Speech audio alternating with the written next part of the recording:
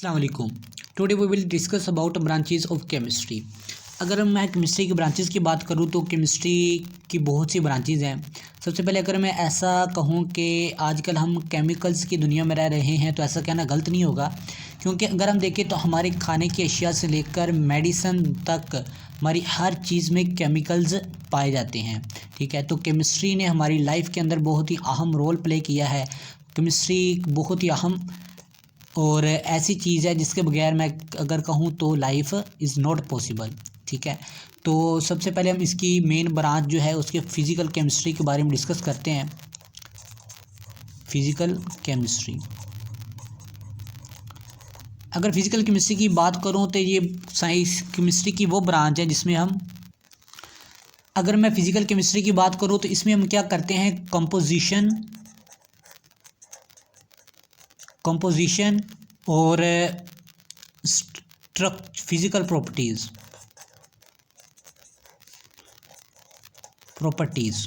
यानी कि this is two words. Physical chemistry में हम क्या करते हैं, कंपोजिशन और फिज़िकल प्रॉपर्टीज़ ऑफ मैटर। किसकी? मैटर की। इनके दरमियान हम रिलेशनशिप को डिस्कस करते हैं, यानी कि कंपोजिशन और फिज़िकल प्रॉपर्टीज़ ऑफ मैटर के दरमियान आपस में क्या रिलेशन है, उसके रिलेशनशिप के बारे में हम डिस्कस करते हैं। ठीक है, सबसे पहले अगर मैं कंपोजिशन ऑफ मैटर की बात करूँ तो मैटर किसी भी ऐसी चीज़ को कहते हैं जिसका वज़न हो और या उसने जगह घेरी हो, ऑक्यूपाई स्पेस। मिसाल के तौर पर anything in the universe. For example this marker की अगर मिसाल करें तो मार्कर का कुछ ना कुछ वेट होगा और इसने स्पेस को ऑक्यूपाई किया होगा। ठीक है, अब इसकी कंपोजिशन यानी कि कंपोजिशन अब क्या होती है मैटर की। मिसाल के तौर पर अगर मैं वाटर की बात करूँ तो पानी जो है, वाटर जो है किन किन चीज़ों से मिलकर बना हुआ है। मिसाल के तौर पर इसमें 2 हाइड्रोजन है, ठीक है, और ऑक्सीजन का एक मॉलिक्यूल है, तो इन दोनों से मिलकर ये बना हुआ है, हाइड्रोजन प्लस O2। तो ये इसकी कंपोजिशन है। ठीक है, अगर मैं बात करूँ मिल्क की, दूध की, वो किन किन चीज़ों से उसके अंदर क्या क्या चीज़ें होती हैं, वो क्या होती है, उसकी कंपोजिशन होती है, किस चीज़ से वो मिलकर बना हुआ है। ठीक है, सेकंड पे आ जाता है फिजिकल प्रॉपर्टीज़। अब प्रॉपर्टीज़ क्या होती है और एक केमिकल प्रॉपर्टीज़ होती है। अब फिजिकल प्रॉपर्टीज़ क्या होती है, अब अगर मैं बात करूँ पानी की, इसी की मिसाल को हम ले लेते हैं। वाटर को अगर हम सॉलिड फॉर्म में देखें, सॉलिड क्या आइस फॉर्म में होती है। ठीक है, तो आइस फॉर्म में देखिए, इसको अगर हम हीट करें तो वो लिक्विड में चेंज हो जाएगी। ठीक है, अगर मज़ीद हम हीट करें तो वो गैस में कन्वर्ट हो जाएगी। अब देखिए कि उसकी प्रॉपर्टीज़ वही हैं, यानी कि अब उसकी कंडीशन चेंज हो रही है, फिजिकली प्रॉपर्टीज़ चेंज हो रही हैं। मिसाल के तौर पर सॉलिड से लिक्विड में गई और गैस में चली गई। ठीक है, तो ये उसकी क्या होती है, फिजिकल कंडीशन होती है। तो इन दोनों के दरमियान रिलेशनशिप को मालूम करना क्या होता है, मैटर। ठीक है, अब रिएक्ट मैटर के कंपोजिशन फिजिकल प्रॉपर्टीज़ के बारे में डिस्कस करना क्या कहलाता है, फिजिकल केमिस्ट्री। अब इसमें मज़ीद हम किस चीज़ के बारे में स्टडी करते हैं, स्ट्रक्चर ऑफ एटम के बारे में। स्ट्रक्चर ऑफ एटम, ठीक है। अब स्ट्रक्चर ऑफ एटम का क्या मतलब है, यानी कि कोई भी एटम की अगर हम बात करें, हाइड्रोजन है, एक एटम है, ठीक है, इसका स्ट्रक्चर के बारे में। ठीक है, स्ट्रक्चर इसका क्या होगा, इसमें कितने इलेक्ट्रॉन होंगे, कितने प्रोटॉन होंगे, कितने न्यूट्रॉन होंगे, उसके स्ट्रक्चर के बारे में डिस्कस करना किस में डिस्कस किया जाता है, फिजिकल केमिस्ट्री में। ठीक हो गया। उसके बाद अगर हम बात करें तो इसमें फॉर्मेशन ऑफ मॉलिक्यूल, फॉर्मेशन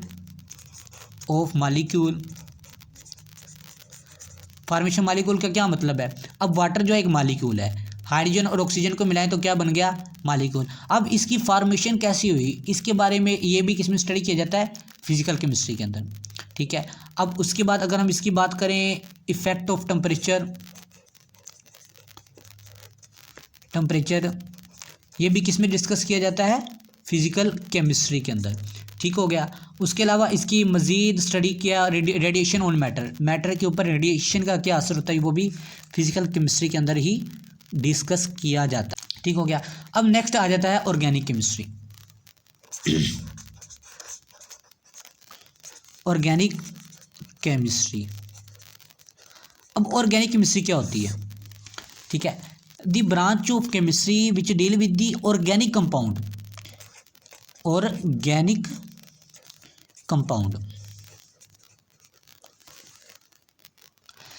अब ऑर्गेनिक कंपाउंड क्या होते हैं?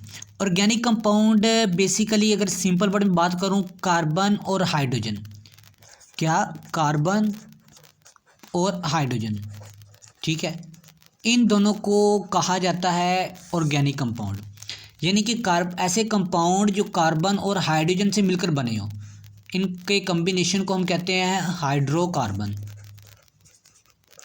ठीक है। सिंपल वर्ड में बात करूं तो जो ऐसे कंपाउंड जो कार्बन और हाइड्रोजन के कॉम्बिनेशन से बने हो उनको हम कहते हैं ऑर्गेनिक कंपाउंड। और इनके बारे में स्टडी करना क्या कहलाता है? ऑर्गेनिक केमिस्ट्री, ठीक हो गया। और अब इसके हम देख लेते हैं इसका स्कोप क्या है, इसकी एग्जांपल के बारे में डिस्कस कर लेते हैं। ऑर्गेनिक कंपाउंड बेसिकली जो है ये नेचुरली अकरिंग कंपाउंड है, अकरिंग कंपाउंड यानी कि ऐसे कंपाउंड जो नेचुरली तौर पर बनेंगे, नॉट आर्टिफिशियल, ठीक है। जो ऐसे कंपाउंड जो नेचुरली सिंथेसाइज्ड हो उनको हम कहते हैं ऑर्गेनिक कंपाउंड। उनके बारे में स्टडी करना क्या कहलाता है? ऑर्गेनिक केमिस्ट्री, ठीक हो गया। अब ऑर्गेनिक केमिस्ट्री का क्या स्कोप है आगे अगर हम देखें तो पेट्रोलियम, ठीक है, ये नेक्स्ट पेज यूज़ कर लेते हैं। इसकी स्कोप की बात करें ऑर्गेनिक केमिस्ट्री के, तो इसका जो मेन स्कोप है किस में है? पेट्रोलियम में,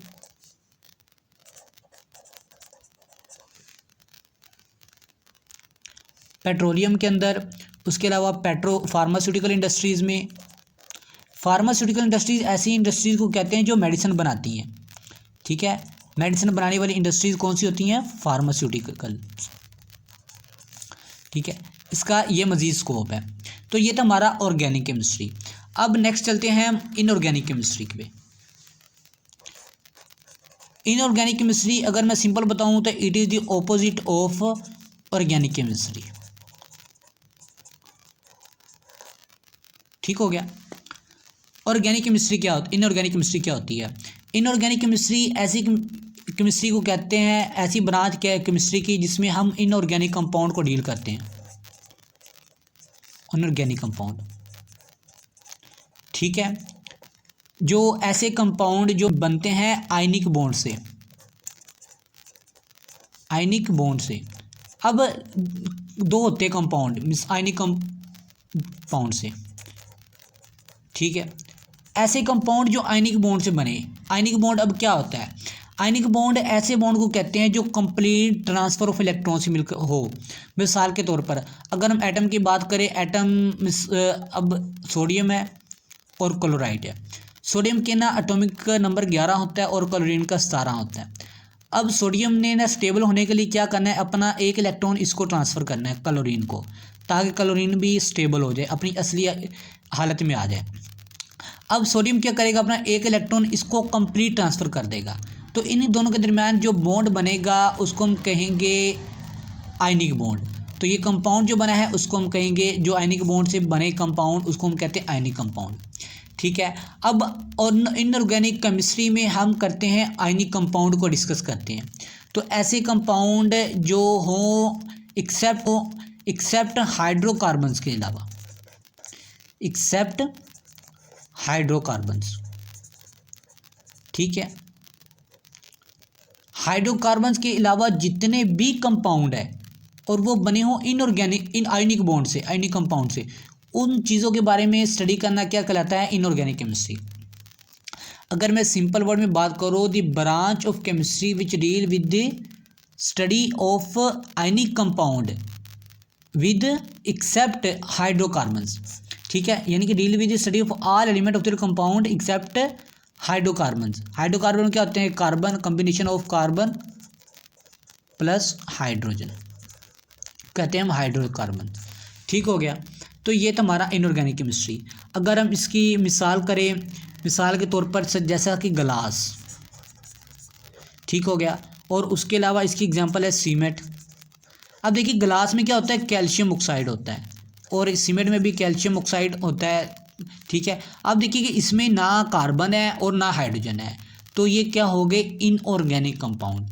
ऐसे कंपाउंड जिसमें ना हाइड्रोजन हो ना कार्बन हो उनको हम कहते हैं इनऑर्गेनिक कंपाउंड, ठीक हो गया। अब नेक्स्ट हम चल हिस्ट्री पर। बायोकेमिस्ट्री की अगर मैं बात करूं, केमिस्ट्री, ठीक है, this is basically two words.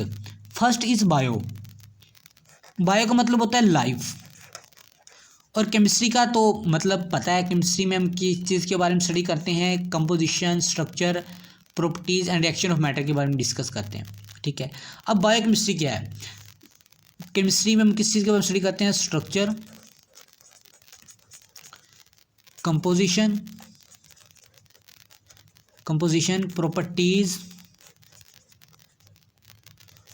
और रिएक्शन ऑफ मैटर, ठीक है, ये केमिस्ट्री है। अब बायोकेमिस्ट्री में क्या होता है कि ये इन चीज़ों के बारे में स्टडी तो होती है, लेकिन किन के अंदर, लिविंग ऑर्गेनिज्म में, लिविंग ऑर्गेनिज्म के अंदर। अब मिसाल के तौर पर अगर मैं बात करूं ऑर्गेनिज्म की, तो इसके अंदर कार्बोहाइड्रेट्स भी होते हैं, ऑर्गेनिज्म में, प्रोटीन्स भी होती हैं, ठीक है, और उसके अलावा फैट्स भी होते हैं। अब इनके क्या करना है कि इनके स्ट्रक्चर के बारे में भी डिस्कस करना है, कंपोजिशन के बारे में भी, इनकी प्रॉपर्टीज़ के बारे में और इनके रिएक्शन के बारे में भी, ठीक है। इन चीज़ों के बारे में स्टडी करना क्या कहलाता है, बायोकेमिस्ट्री। अगर मैं इसकी एग्जांपल की बात करूं, बायोकेमिस्ट्री में कौन कौन सी एग्जांपल्स आ जाती हैं, जैसा कि मेडिसन, फूड साइंसेस और एग्रीकल्चर। बेसिकली ये जो होती है ना केमिस्ट्री ब्रांचेज ये हमें ये बताने के लिए होती है, ये समझाने के लिए होती है कि हम आगे किस किस शोबे में जा सकते हैं, ठीक है। तो ये बायोकेमिस्ट्री के अगर हम जाते हैं ना बायोकेमिस्ट्री में, तो बायोकेमिस्ट्री में हम क्या कर सकते हैं, मेडिसिन में भी जा सकते हैं, फूड साइंसेज में भी और एग्रीकल्चर साइंसेज में भी, क्योंकि हमने क्या करना है, इन चीज़ों के बारे में स्टडी करना है, लिविंग ऑर्गेनिज्म में कि कार्बोहाइड्रेट, प्रोटीन्स और फैट्स, तो इन चीज़ों के बारे में स्टडी करना क्या कहलाता है, बायोकेमिस्ट्री कहलाता है, ठीक है। उसके बाद नेक्स्ट इंडस्ट्रियल केमिस्ट्री। अब देखिए कि केमिस्ट्री की ब्रांचेस का इनके नाम से ही हमें कुछ ना कुछ आइडिया हो जाता है ये किस चीज़ के बारे में स्टडी है। अब इंडस्ट्रियल केमिस्ट्री में हम क्या करते हैं, इंडस्ट्रियल केमिस्ट्री में मैन्युफैक्चरिंग ऑफ केमिकल कंपाउंड के बारे में डिस्कस करते हैं, मैन्युफैक्चरिंग ऑफ केमिकल कंपाउंड,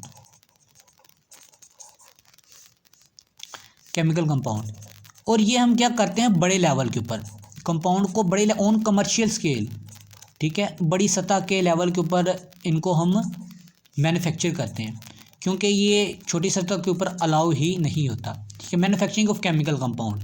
अब मिसाल के तौर पर जैसा कि ऑक्सीजन है, oxygen, hydrogen, chlorine, ammonia, caustic soda. अब क्या करते हैं कि इंडस्ट्रियल केमिस्ट्री में क्या करते हैं, इन केमिकल कंपाउंड की मैन्युफैक्चरिंग करते हैं, ठीक है, ताकि इनसे मज़ीद प्रोडक्ट्स जो है वो सिंथेसाइज की जा सके। मिसाल के तौर पर अगर मैं अमोनिया की बात करूं, तो अमोनिया से क्या फर्टिलाइजर्स, खादें बनती हैं, ठीक है, अमोनिया से ये मैन्युफैक्चर होता है। और कास्टिक सोडा से क्या होता है, सूप वगैरह बनते हैं, साबुन वगैरह, ठीक है। और ऑक्सीजन और हाइड्रोजन से क्या मिलके बनते हैं, वाटर, पानी वगैरह, ठीक है। यानी कि इंडस्ट्रियल केमिस्ट्री में क्या करते हैं कि हम ऐसे केमिकल्स कंपाउंड बनाते हैं जो क्या करते हैं, आगे मज़ीद हमें रॉ मटेरियल के तौर पर दिए जाते हैं। रॉ मटेरियल के तौर पर रॉ मटेरियल क्या होता है कि ऐसा मटेरियल जिसको हम डाल लेंगे तो वो हमारे पास नई प्रोडक्ट बनेगी। मिसाल के तौर पर फर्टिलाइज़र है, फर्टिलाइज़र का रॉ मटेरियल है अमोनिया, अगर अमोनिया नहीं होगा तो वो फर्टिलाइज़र नहीं बन सकेगी। जो सा मर्जी हम कंपाउंड इस्तेमाल कर रहे हैं उसमें अमोनिया का होना लाजमी है, तो इसको कहते हैं रॉ मटेरियल के उस चीज़ का होना लाजमी है, ठीक है। अब साबुन के अंदर अगर हम कास्टिक सोडा ना डालें तो हमारे पास सोप नहीं बनेगा, तो ये कास्टिक सोडा क्या है, रॉ मटेरियल है। इंडस्ट्रियल केमिस्ट्री में क्या होता है कि हमें रॉ मटेरियल प्रोवाइड किए जाते हैं ताकि हम उससे नई प्रोडक्ट्स को सिंथेसाइज किया जा सके, ठीक हो गया। अब ये हो गया हमारा इंडस्ट्रियल केमिस्ट्री। उसके बाद आ जाता है हमारा न्यूक्लियर केमिस्ट्री।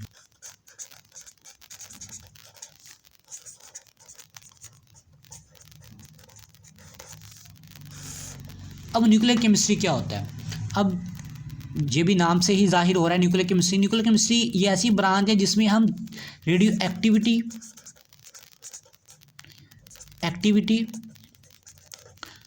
न्यूक्लियर प्रोसेसेस और इनकी प्रॉपर्टीज़, किनकी, मैटर्स की, मैटर की रेडियो एक्टिविटी के बारे में, उनके न्यूक्लियर प्रोसेसेस के बारे में और प्रॉपर्टीज़ के बारे में डिस्कस करते हैं हम न्यूक्लियर केमिस्ट्री में। बेसिकली ये जो है ब्रांच है केमिस्ट्री की, ये कंसर्न करती है एटॉमिक एनर्जी से। हमारी डेली लाइफ के अंदर एटॉमिक एनर्जी का क्या यूज़ है, यानी कि अगर हम देखें तो हमारी एटॉमिक एनर्जी ने हमारे अंदर हमारी टेक्नोलॉजी को इतना इन्हांस कर दिया है कि आजकल हम डरते हैं किसी के साथ भी झगड़ा करने से। मिसाल के तौर पर अब देखें कि बॉम्ब वगैरह हैं और एटॉमिक बम है, ये सारे एटॉमिक एनर्जी से ही बने होते हैं, इनके अंदर एटॉमिक एनर्जी होती है। ऐसी ब्रांच जिसमें डील करते हैं हम रेडियो एक्टिविटी के बारे में, न्यूक्लियर प्रोसेसेस के बारे में और उनकी प्रॉपर्टीज़ के बारे में। बेसिकली सिंपल बात आऊँ तो एटॉमिक एनर्जी का कंसर्न होता है इस ब्रांच में, ठीक है। इसके बारे में स्टडी करना क्या कहलाता है, न्यूक्लियर केमिस्ट्री। अगर हम इसकी बात करें तो इसका हमारे ज़िंदगी के ऊपर बहुत ही अहम असर है, यानी कि इसमें ये स्टडी करते हैं कि एनिमल्स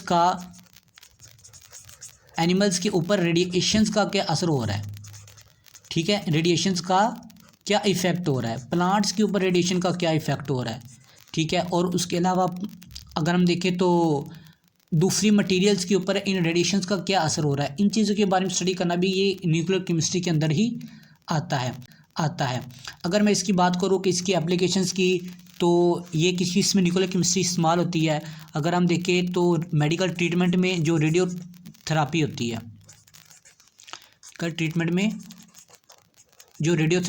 है, रेडियोथेरापी उसमें क्या हम करते हैं कि न्यूक्लियर केमिस्ट्री ही यूज़ होती है। उसके अलावा प्रिजर्वेशन ऑफ फूड और generation of electric power through nuclear reactors. अब न्यूक्लियर एनर्जी के बारे में अभी आपने सुना होगा कि जो न्यूक्लियर पावर में इस्तेमाल होती है, तो इन चीज़ों के बारे में स्टडी करना क्या कहलाता है, न्यूक्लियर केमिस्ट्री।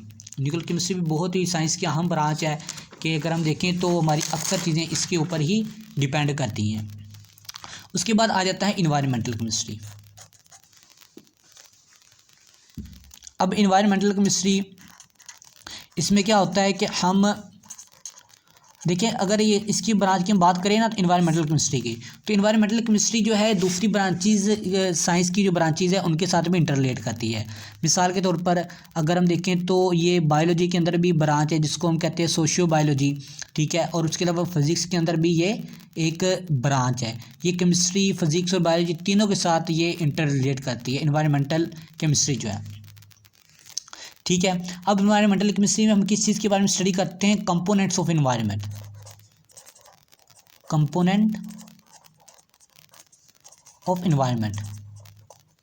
हमारे माहौल के कंपोनेंट्स के बारे में।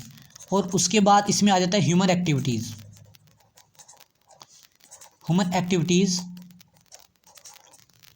किसमें, ऑन द इन्वायरमेंट, यानी कि ह्यूमन की एक्टिविटीज़ का इन्वायरमेंट के ऊपर क्या असर हो रहा है। मिसाल के तौर पर अगर हम देखें गाड़ियों को देखें तो गाड़ियों से निकलने वाला धुआं हमारे माहौल को ख़राब कर रहा है, तो ये हमारी ह्यूमन एक्टिविटीज़ हैं। अब ये क्या कर रही है, हमारे इन्वायरमेंट को ख़राब कर रही है, ठीक है। तो ये इन्वायरमेंटल केमिस्ट्री में आ जाता है किस चीज़ के बारे में स्टडी करना कि हमारे इन्वायरमेंट के ऊपर क्या असर हो रहा है। और सबसे पहले आ जाते हैं कंपोनेंट ऑफ इन्वायरमेंट। मिसाल के तौर पर हमारे माहौल के क्या कंपोनेंट है। अब देखिए कि हमारे इर्द गिर्द एक एटमॉस्फेयर की एक लेयर मौजूद है, ठीक है, जो आगे मज़ीद 4 लेयर में प्रोड्यूस होती है, जिसको हम एक में लिथोस्फेयर, ट्रोपोस्फेयर, स्ट्रेटोस्फेयर, ठीक है, ये मज़ीद 4 लेयर्स में डिवाइड होती है। तो इन चीज़ों के बारे में स्टडी करना क्या कहलाता है, इन्वायरमेंटल केमिस्ट्री, ठीक हो गया। अब देखें कि ह्यूमन एक्टिविटीज़ का इन्वायरमेंट के ऊपर क्या असर हो रहा है। तो अब देखिए क्लोरोफ्लोरोकार्बन जो गाड़ियों से निकलने वाला धुआं है, ठीक है, ये क्या करता है, हमारे एटमॉस्फेयर के अंदर जो 4 लेयर्स हैं उनको क्या कर रहा है, डिस्ट्रॉय कर रहा है, तबाह कर रहा है, जिससे हमारे अगर माहौल क्या होगा कि अगर हमारे इन्वायरमेंट की वो जो लेयर है अगर वो ब्रेक डाउन हो जाएगी तो सूरज से आने वाली रेडिएशंस है वो हमारी स्किन को डैमेज भी कर सकती है, जला भी सकती है, इससे हमारे लाइफ के ऊपर बहुत नेगेटिव इम्पैक्ट हो रहा है, ठीक हो गया। तो ये था इन्वायरमेंटल केमिस्ट्री। इसमें हम क्या करते हैं कि ये इम्प्रूवमेंट और प्रोटेक्शन अगेंस्ट पोल्यूशन, इसमें ये इन्वायरमेंटल केमिस्ट्री में क्या होता है कि हमारे पोल्यूशन के दौरान प्रोटेक्शन के लिए, ह्यूमन के एक्टिविटीज़ की प्रोटेक्शन के लिए वो क्या करते हैं, मज़ीद इन्वेस्टिगेशन करते हैं, यानी कि चीज़ें को इन्वेंट करते हैं। ठीक है, उस पर आगे लास्ट में आ जाता है एनालिटिकल केमिस्ट्री।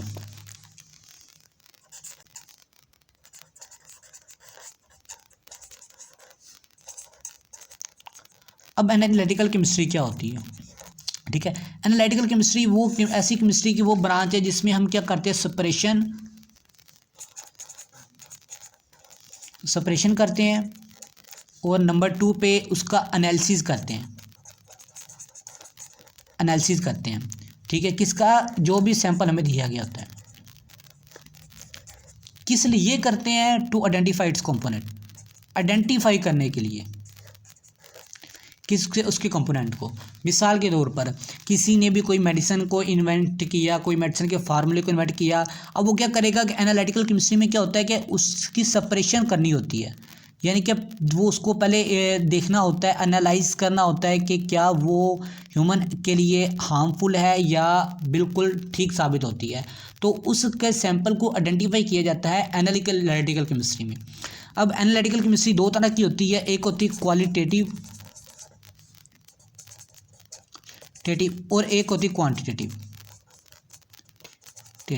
अब क्वालिटेटिव में क्या होता है कि हम उसकी क्वालिटी को चेक करते हैं कि वो किस चीज़ की बनी हुई है। मिसाल के तौर पर हमारे पास कोई सैंपल आया, हमने उसकी कंपोजिशन, उसकी क्वालिटी वो किस चीज़ से बनी हुई है, क्या वो बेहतर है या वो उसकी क्वालिटी गलत है। उसके बाद हम उसकी क्वांटिटी को चेक करते हैं कि उसमें उस सैंपल के अंदर उसकी कितनी मिकदार है। मिसाल के तौर पर अब वाटर है, पानी है, उसके बाद हम उसकी क्वांटिटी को चेक करते हैं कि उसमें उस सैंपल के अंदर उसकी कितनी मिकदार है। मिसाल के तौर पर अब वाटर है, पानी है, पानी के अंदर हाइड्रोजन की मिकदार 2 है और ऑक्सीजन की 1 है। ठीक है, अब ये देखें कि इसमें अगर हम कर देंगे 2 तो इसकी क्वांटिटी चेंज होगी, मिकदार चेंज होगी, तो वो अब क्या हो जाएगा, कोई और फार्मूला बन जाएगा। तो इसमें क्वांटिटी, क्वालिटी ये दोनों को ही चेक किया जाता है एनालिटिकल केमिस्ट्री में।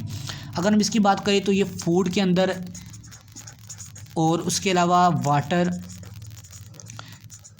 इन्वायरमेंटल और क्लिनिकल एनालिसिस के लिए इस केमिस्ट्री को यूज़ किया जाता है। ठीक है, तो ये हमारी आज केमिस्ट्री का टॉपिक। थैंक यू, अल्लाह हाफिज़।